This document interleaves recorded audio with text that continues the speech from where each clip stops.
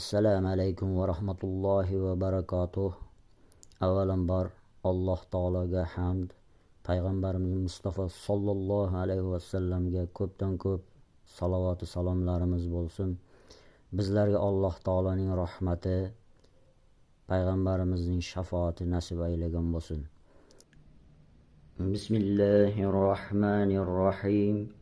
4-kitob 155-hadis. Abu Hurayra radhiyallohu anhudan rivoyat qilinadi. Nabiy sallallohu alayhi va sallam hojatlari uchun chiqqan edilar. Ortlaridan bordim. Odatda u zot ortlariga qaramas edilar.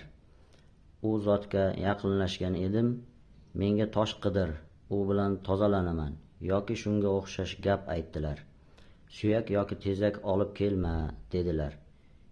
Kiyimning etagiga toshlar olib kelib yonlariga qo'ydim va orqamga qarab oldim.